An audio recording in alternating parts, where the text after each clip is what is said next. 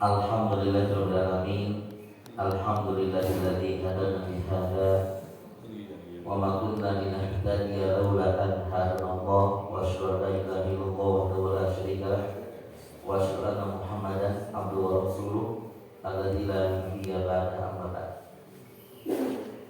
Alhamdulillah, segala puji dan syukur marilah senantiasa kita panjatkan kehadirat Allah Subhanahu wa taala, yang mana Allah Subhanahu wa taala yang Maha Kuasa masih memberikan kesempatan kepada kita semuanya sehingga kita dapat menjalankan berbagai macam aktivitas kita pada kesempatan subuh hari ini, yang tentunya mudah-mudahan apa yang kita laksanakan ini bisa mengundang datangnya keberkahan dari Allah Subhanahu wa taala, dan seluruh aktivitas ibadah kita ini diterima oleh Allah Subhanahu wa taala. Amin ya rabbal alamin.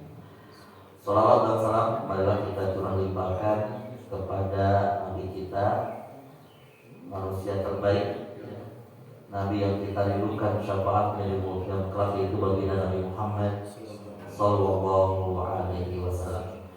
Para bapak sedaya kumaha Insya Allah pada kesempatan hari ini kita akan membahas tentang satu kisah. Kalau bulan kemarin kita membahas tentang Nabi Sulaiman. Nabi Sulaiman yang terkagum-kagum ya dengan kendaraan perang ya, yang waktu itu masih berbentuk kuda hebat ya. Sehingga Nabi Sulaiman luput dari melaksanakan ibadah sunnah yang beliau kerjakan. Dan beliau sangat menyesal karena terpukau oleh Lamborghini, Alphard begitu, sehingga beliau ketinggalan melaksanakan ibadah, sehingga kuda-kuda itu disembelih. Ya, kuda-kuda itu disembelih. Hari ini kita akan berbicara tentang Nabi Yusuf. Ya, wabil khusus Nabi Yusuf ketika diminta arahan-arahan terkait bagaimana cara menghadapi krisis yang akan terjadi di wilayah Mesir. Kita akan mulai saja. Allah Subhanahu wa taala berfirman, A'udzu billahi minasyaitonir rajim. Wa qala lil malik, dan sang raja itu berkata. Yang dimaksud raja di sini adalah raja Mesir. Namanya memang tidak disebutkan dalam Al-Quran, karena Al-Quran itu memang kebiasaannya itu tidak menyebutkan nama.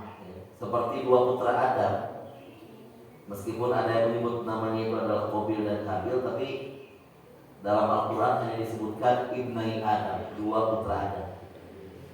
Sama kasusnya seperti istri sang raja. Jadi istrinya Raja Mesir ini, kalau dalam Israiliyat namanya adalah Zulaikha ya. Makanya kita sering dapat undangan ke pernikahan Yusuf dan Zulaikha gitu. Nah, nama Zulaikha ini tidak disebutkan dalam Al-Quran, tapi itu sumbernya dari Israiliyat. Nah, terkait Israiliyat ini memang sikap kita adalah tengah-tengah. Jadi kita tidak membenarkannya 100%, juga tidak mengingkarinya, karena mungkin saja itu benar. Ya, termasuk ya Raja Mesir di zaman Nabi Yusuf itu namanya menurut Israiliyat adalah Roya bin Al-Walid. Nah, unik ya Al-Quran itu. Ternyata Al-Quran itu Allah Subhanahu wa taala itu menyebut ya dua kata yang berbeda untuk Raja Mesir yang sama. Maksudnya adalah dua-duanya statusnya Raja Mesir, tapi untuk raja yang pertama disebutnya Al-Malik. Kalau Raja Mesir di zaman Nabi Musa itu disebutnya Fir'aun. Ya. Tapi kalau Raja Mesir di zaman Nabi Yusuf bukan Fir'aun, disebutnya Al-Malik begitu. Apa sebetulnya rahasia ya perbedaan antara Al-Malik ya? Kenapa Allah menyebutkan Raja Mesir di zaman Nabi Yusuf dengan kata-kata Al-Malik, sedangkan di zaman Nabi Musa ya, Ramses II itu disebut dengan Fir'aun. Rahasianya adalah karena beda karakter antara Al-Malik dengan Fir'aun. Kalau bisa menerima masukan-masukan, arahan-arahan, termasuk nanti arahan-arahan terkait bagaimana cara menghadapi krisis yang akan terjadi. Kan arahan-arahan dari Nabi Yusuf kemudian itu nanti akan diterima, bahkan itu menjadi kebijakan negara. Bahkan Nabi Yusuf sendiri yang memberikan arahan itu diangkat menjadi bendahara negara, menteri keuangannya lah kalau di kita. Ya, itu makanya Royan bin Al-Walid ini disebut Al-Malik karena Royan itu lebih relatif ya, lebih bisa menerima arahan-arahan, masukan-masukan dari Nabi Yusuf. Sedangkan Ramses Hani, ya, raja Mesir di zaman Firaun atau Moro arahan, mereka bawa saya tahu. Ya. Jadi dia tidak pernah mau mendengarkan masukan, arahan, dakwah aja kan nggak mau. Ya, makanya pelajarannya itu bahwa kalau menjadi seorang pemimpin itu jangan makan wong. Ya, harus menerima arahan-arahan, masukan-masukan dari pakar. Ustaz ada kata kasar itu juga tidak ditujukan kepada siapapun. Ini umum kan, umum begitu. Ya, saya di medsos itu ada Ustaz kok gitu sih kamu mikir, saya tidak menunjuk hidung siapapun gitu, umum kan. Meskipun kata kemenang ya, Menteri Agama sendiri yang bilang, cik ada ahli demo teh cina kudu seperti Nabi Musa kepada Firaun gitu. Harus lembut gitu. Akan rame. Jadi rame, betul-betul kata bahwa kata Ustaz Terunia menang gara-gara ini jadi dibully berhentinya. Memang betul, kita kalau menyampaikan aspirasi harus lembut kan gitu ya, seperti Nabi Musa. Cuman ini orang yang sampaikan aspirasi emang Firaun gitu, jadi rame gitu ya. Jadi saya tidak pernah yang menyampaikan pelajaran ini terkhusus untuk orang tertentu, tapi ini umum. Siapapun pemimpinnya, kalau memang ada arahan, masukan yang memang logis, argumentatif, dan ini adalah solusi untuk masalah yang dihadapi, kenapa tidak diterapkan?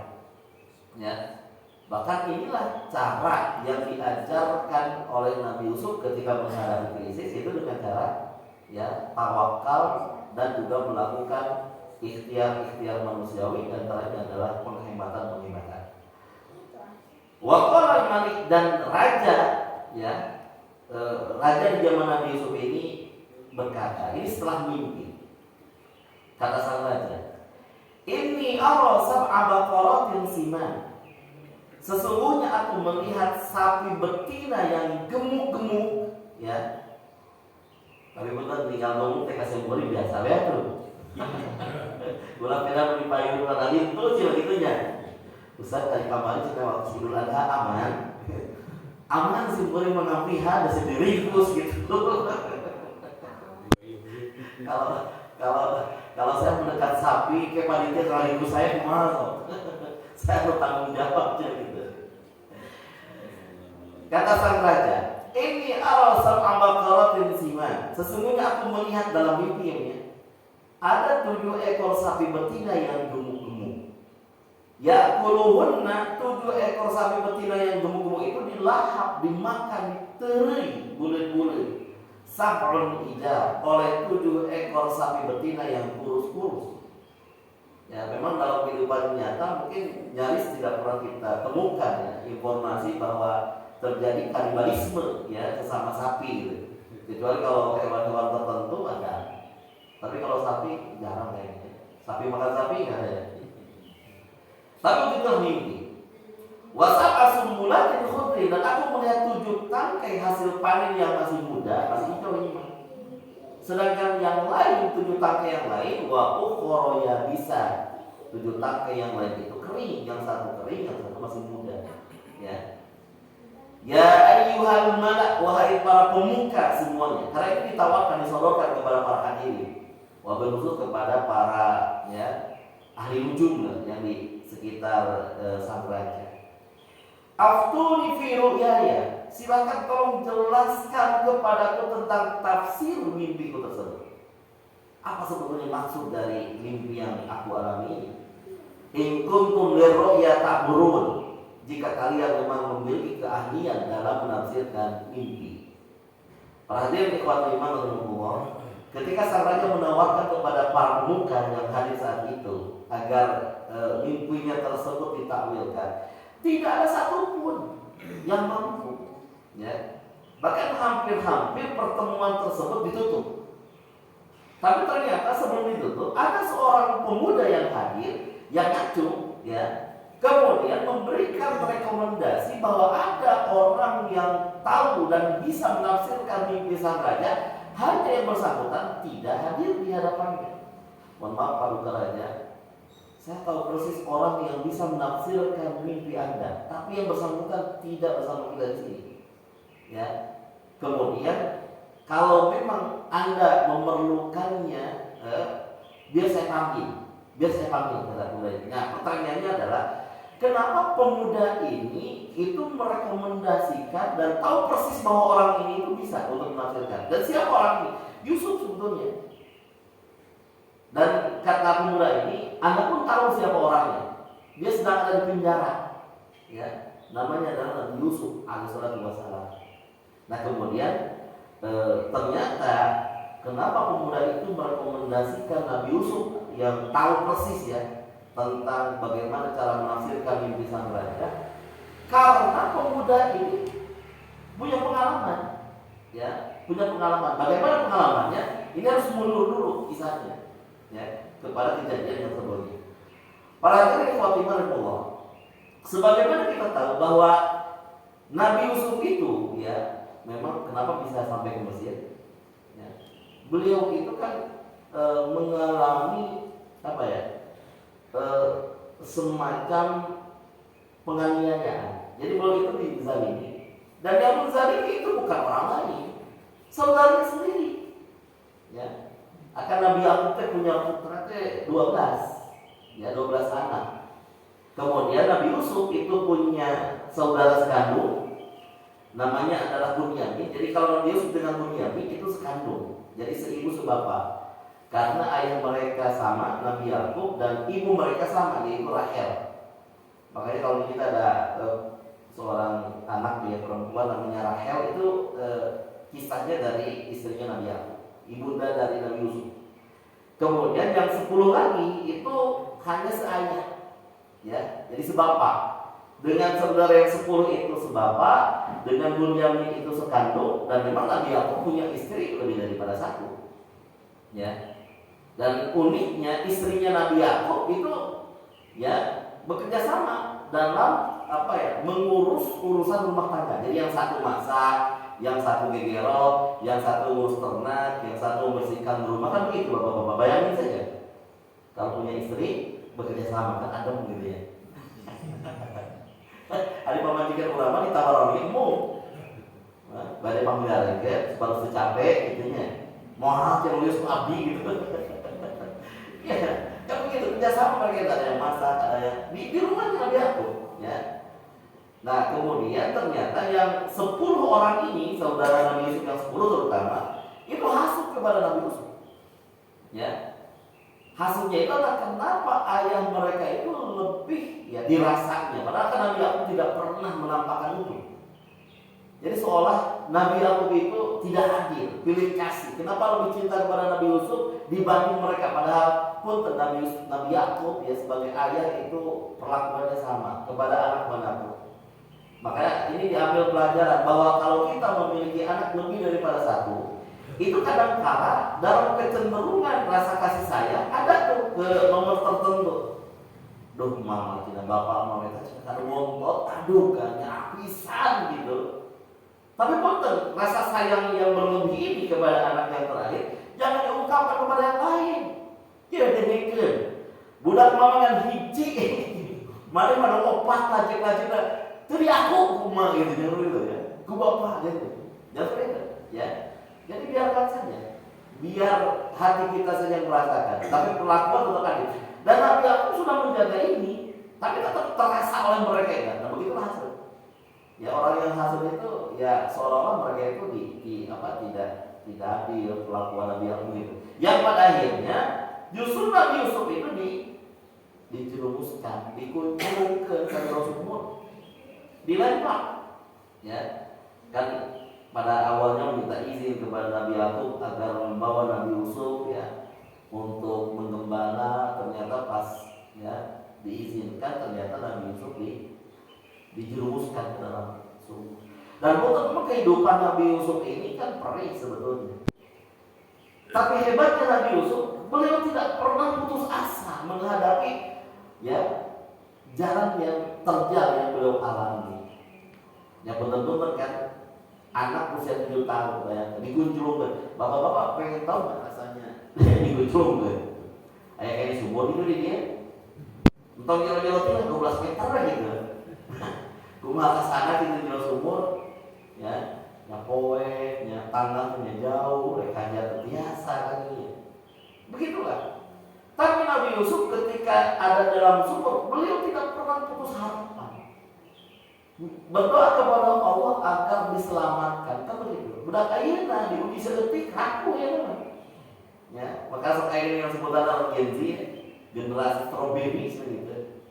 Dari bawah ditekan, ya, dari atas juga ditekan oleh tekanan hidup gitu. Pejet begitu. Hebatnya Nabi Yusuf betul banyak tekanan, tapi tidak menyebabkan mentalnya itu lemah. Nah, betul memang beberapa kajian menyebutkan bahwa mental yang kuat itu seiring dengan keimanan. Ya, mental yang kuat itu seiring dengan keimanan. Keimanan kuat itu menyebabkan mental yang kuat. Dulu ada seorang sahabat yang ketika makan kurma, ya, makan kurma rehantam. Kemudian mendengar ayat yang dibacakan oleh Nabi bahwa yang namanya surga itu luasnya seluas langit-langit dan bumi kan gitu ya. Sampai yang bersangkutan sahabat itu Al-Umar namanya itu mikir kalau surga itu luasnya seluas langit-langit dan bumi, ya kenapa harus dinanti-nanti? Itu kurma itu dibuang dan langsung terjun ke medan Uhud. Jadi kata beliau terlalu lama kalau saya gaya mau kurma kira-kira asal surga. Orang kan segala gaya belinya sebelah gitunya cilok gitu. Ini mah kurma di tangan dibuang asli dan langsung terjun di medan juang di medan Uhud dan pada akhirnya kan langsung gugur. Ya, itu kan keberanian. Kalau tanpa keimanan seperti itu mana mungkin dia bisa berani maju. Ya. Makanya ini penting bahwa bisa tergambar ya betapa hebatnya pendidikan Nabi Yakub kepada Nabi Yusuf. Ya, dan yang paling penting dalam pendidikan itu adalah pendidikan iman. Ya, pendidikan itu penting. Yang pada akhirnya singkat kisah ada yang kafilah dagang yang lewat, kemudian pas mimbar, bulat ini mimbar, tumpen kita sasariannya bulat ini. Pas diangkat ternyata yang keluar itu adalah ember bersama anak kecil. Anak kecilnya itu kaset tampan gitu ya. Cuma aku menghidap gitu ya. Ya betkop gitu ya. Bulat gitu. Ayo alungkan. Alungkan dia kira-kira hadap gitu. Akhirnya kan Nabi Yusuf dibawa ke Mesir dan di Mesir itu bahkan dijual, dijadikan budak. Bahkan ternyata ketika raja lewat di pasar melihat anak muda ya, anak kecil yang sangat tampan, kemudian dibeli dengan harga yang murah sebetulnya. Dan begitulah takdir Allah yang pada akhirnya Nabi Yusuf itu diurus oleh raja, ya diurus oleh istrinya raja juga, yaitu yang bernama Zulaikha itu, ya yang pada akhirnya Nabi Yusuf hidup di sana. Nah, semakin Nabi Yusuf dewasa, nah ini, maka ternyata Zulaikha itu kesengsem. Kalau bahasa Al-Quran itu adalah maftunatan bih, seorang pemuda tampan, badan kekar, asik pokoknya. Bahkan mewarisi setengah ketampanan dunia kan. Kurang lebih 100% di Nabi Yusuf gitu ya. Nabi Yusuf itu mewarisi ketampanan setengah ya di dunia. Orang tidak kami carikan 100% gitu ya. Ternyata Zulaikha itu kepincut, kesengsem. Ya, kalau bahasa Sundanya kapan peongan, maftunatan bih, tergila-gila dengan Nabi Yusuf. Bahkan beliau sudah mendam dari sekian lama hingga pada akhirnya tiba waktu, ya, bahwa ketika sang raja itu keluar, kemudian di istana tidak ada siapa-siapa, maka saat itulah dijadikan kesempatan oleh Zulaikha untuk melampiaskan hasratnya kepada Nabi Yusuf. Bayangkan, ya. Nabi Yusuf kan muda, belum menikah. Pasti kan usia muda itu, apalagi puncaknya, itu pasti merasakan apa yang dirasakan oleh mereka-mereka yang sudah menikah. Apalagi di hadapan ujian terberat. Ini Zulaikha. Punten Zulaikha itu memang sudah lansianya, sudah sepulah kata-kata. Tapi tadi salwakeun ejengnya nini diurang gitu.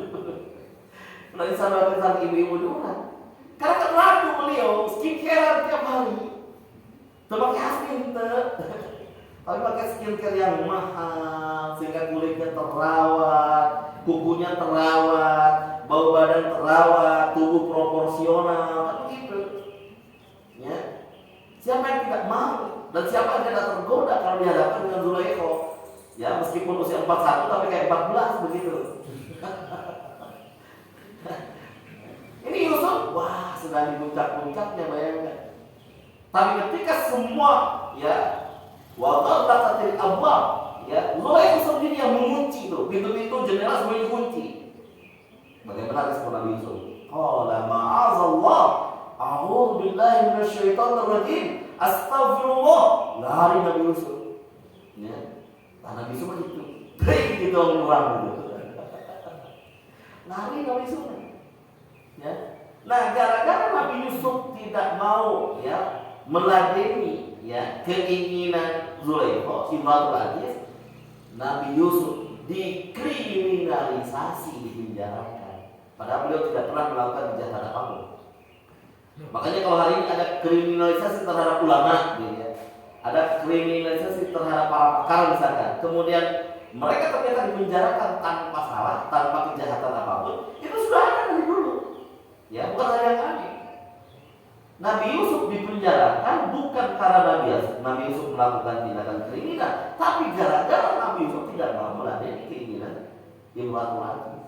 Ya, tapi respon Nabi Yusuf bahwa yang namanya penjara ahabbu ilayya, lebih aku cintai mimma yad'unani, daripada aku harus meladeni keinginan mereka. Akhirnya Nabi Yusuf itu memilih di penjara. Nah, ketika Nabi Yusuf di penjara, maka dijebloskan ke sel yang sama dua pemuda Fatayah.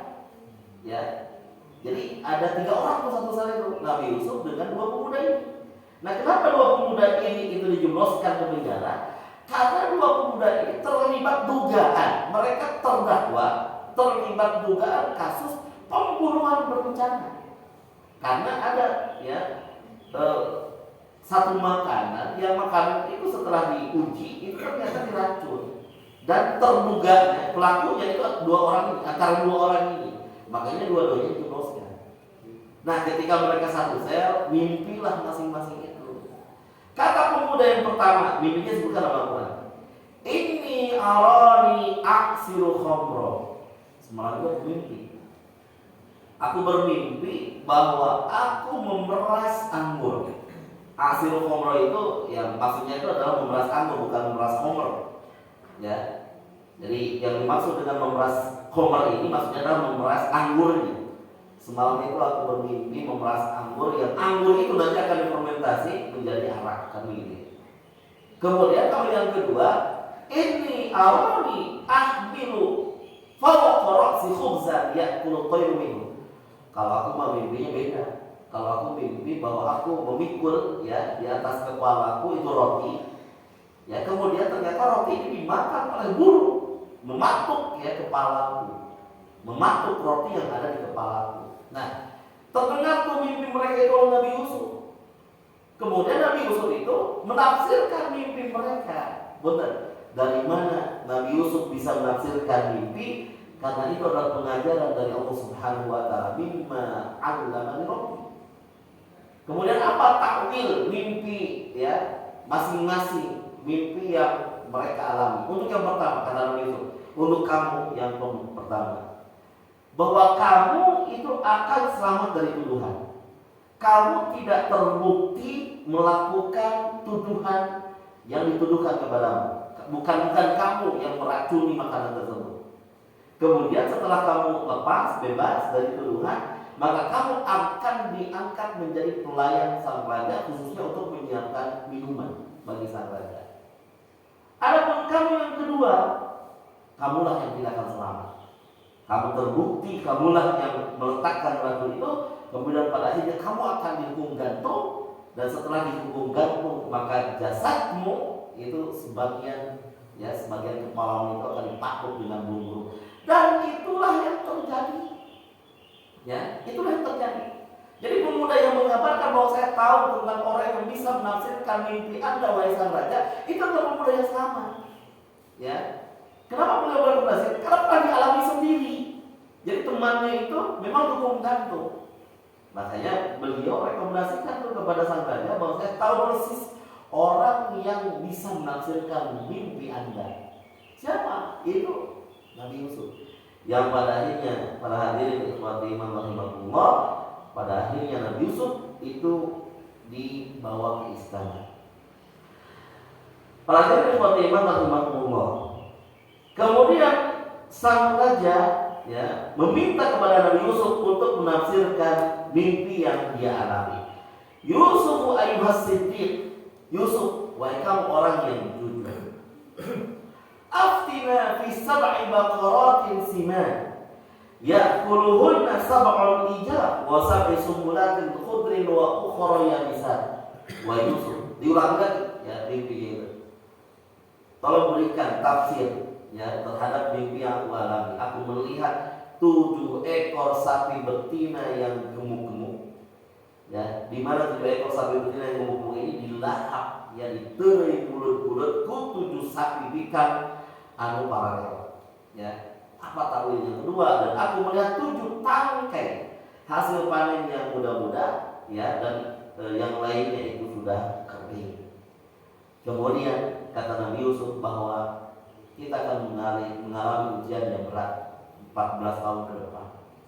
14 tahun pertama kata Nabi Yusuf bahwa kita akan diberikan kesempatan untuk mengoptimalkan hasil pertanian, untuk mengoptimalkan meningkatkan hasil peternakan. Tapi 7 tahun berikutnya akan datang kepada kita sabarun syiddah, 7 tahun yang berat. Itu adalah masa-masa krisis di mana kemarau panjang, kemudian pada akhirnya makanan terbatas, pertanian juga pada mati, peternakan juga tidak jalan, dan seterusnya. Kemudian bagaimana arahan Nabi Yusuf? Qala, ini ayat berikutnya. Kata Nabi Yusuf, tazra'una sab'a sinina da'aba. Bahwa kita harus menanam, meningkatkan pertanian, mengoptimalkan hasil panen. Berapa tahun? Selama 7 tahun ke depan. Jadi memang tujuannya adalah ketika panennya ditingkatkan, dioptimalkan hasilnya, dan juga nanti kalaupun hasilnya optimal itu tidak dikonsumsi semuanya. Sebagian itu adalah dicadangkan, ditabung, ditabung. Makanya kalau ada pertanyaan, Ustaz, kalau beda itu udah rezeki mah, ya Allah saja ketika dolar 18.000 ya Allah, ketika dolar 16.000 ya Allah, gitu. Memang betul dari Allah. Tapi kan ikhtiar manusiawinya kan tetap. Jadi kalau misalkan ketika misalkan ada prediksi krisis ekonomi misalnya, kemudian seseorang melakukan langkah-langkah penghematan, apakah itu bertentangan dengan tawakal? Jawabannya tidak.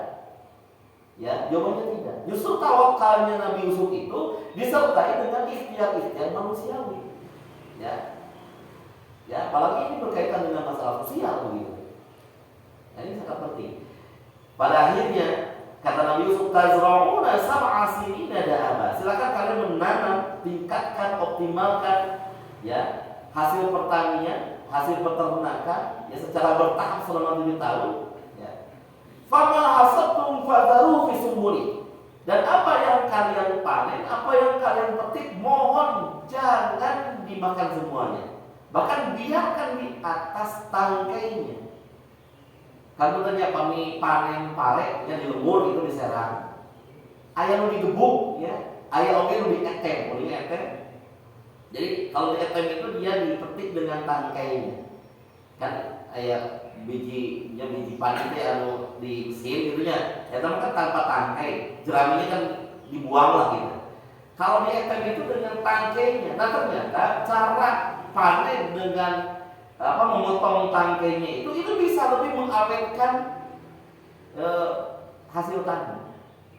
Jadi lamun rambutan mah sarang rantingna dinginnya, lamun kalapa sarang ieuna nya tidak langsung dipotong dari pangkal bijinya begitu. Itu caranya. Ini seperti cara panennya orang Baduy. Ya, saudara kita di Baduy di Lebak Banten itu. Jadi kalau mereka panen itu tidak digebuk, tapi dengan ranggengnya. Kemudian nanti diikat, kemudian pas diikat digantung, dileit itu digantung. Ya, kan begitu. Dan bahkan mereka itu katanya untuk informasi, mereka punya cadangan padi ya dan beras untuk 100 tahun ke depan. Banyak leitnya. Sudah rajin mereka deh. Sudah mereka menjaga alam, melestarikan alam gitu ya. Kan mereka tidak pernah mengeksploitasi alam juga. Ya, tidak pernah mengeruk tambang gitu ya. Tidak pernah menebang pohon untuk sawit gitu ya. Ya. Ini konsep hidup yang harus Baduy sih namanya. Itu mereka punya cadangan makanan yang luar biasa. Kemudian mereka kalau yang Baduy dalam tidak menggunakan HP, berarti kan jauh dari radiasi gitu ya. Ya, mereka tidak punya kulkas juga. Ya, berarti kan tidak ada freon gitu ya. Yang freon itu justru yang meningkatkan suhu panas bumi gitu. Dan seterusnya. Jika mau berbalik di Baduy gitu. Luar biasa mereka cara ini. Jadi cara mereka panen itu yaitu dengan tanya yang tersebut. Nah itu yang diarahkan Nabi Yusuf. Ya, fama hasottum fadaru fisumuli. Ya, apa yang kalian panen itu biarkan di atas tangkai-tangkai itu takwil dari apa? Takwil dari 7 tangkai itu. Illa qalilan mimma takulun. Boleh makan boleh. Tapi silakan lakukan efisiensi gitu ya. Lakukan penghematan. Silakan makan, tapi sedikit saja. Kalau biasa sapiring mentung, ya, ayo sapiring alih. Biasanya jajan ke, pokoknya mau nggak gitu pasti jajan. Ayo tilu kali saminggon, pengurangan. Apa gitu? Biasanya tabungan deh, ya pokoknya mau bahagiakan beli tahu bulat gitunya. Ayo tahan, kan begitu. Yang pada akhirnya ya, kata Nabi itu, karena setelah ini akan datang sab'un syidad, 7 hari yang berat. Dan memang itulah yang terjadi. Hebatnya, ternyata oleh Al-Malik, Raja Mesir tadi, arahan-arahan masukan ini dicatat dan menjadikan kebijakan negara. Itu masalahnya. Hebat.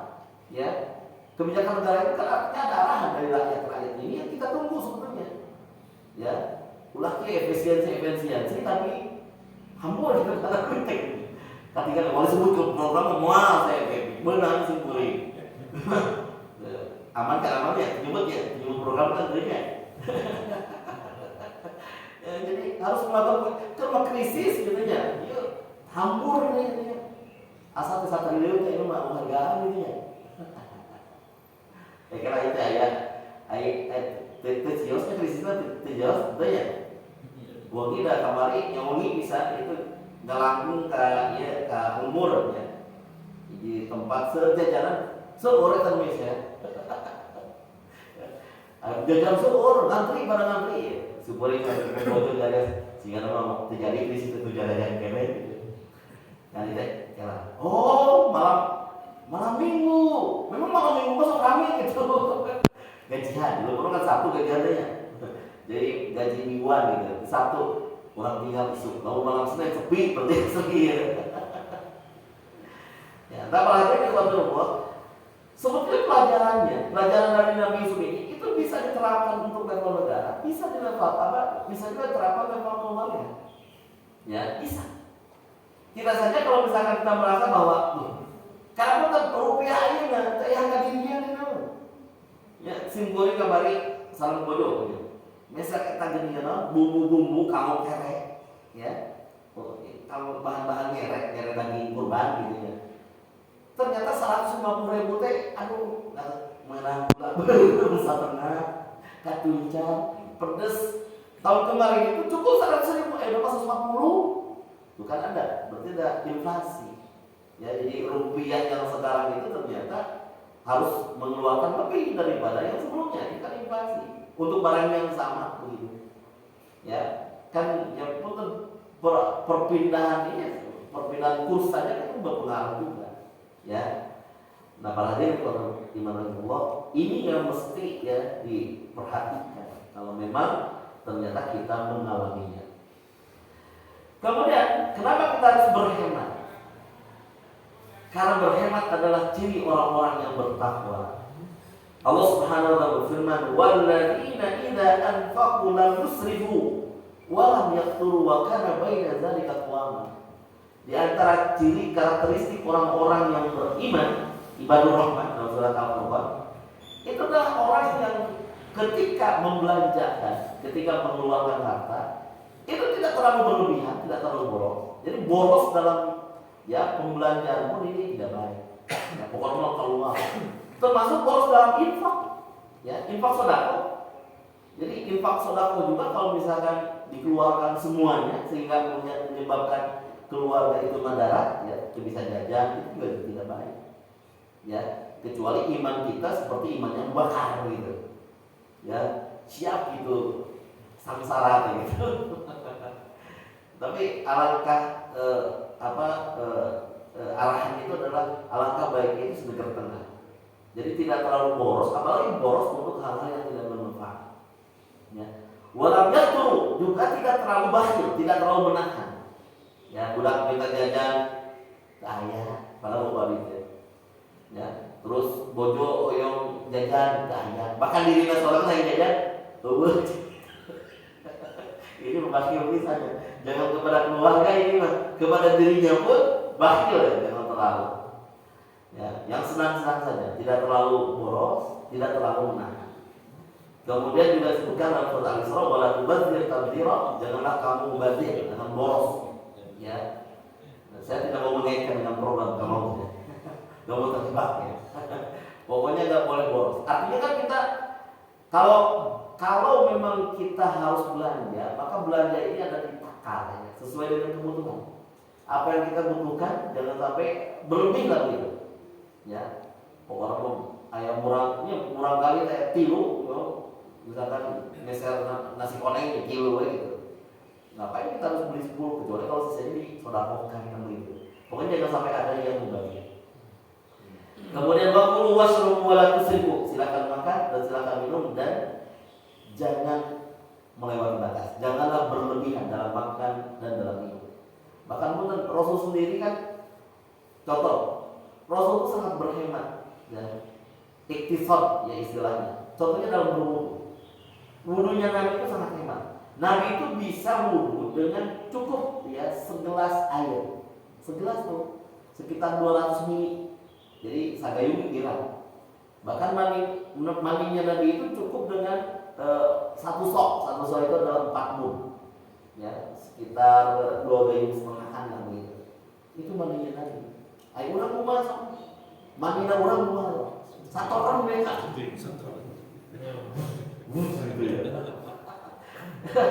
Tidak etokan di kita deh, itu pantas saja si bapak jadi paminya si siram tadi satu orang ini saya pakai penting lakukan penghematan, jangan terlalu hambur jangan terlalu boros juga karena wudunya Nabi juga sedikit, makannya juga sedikit, minumnya juga sedikit.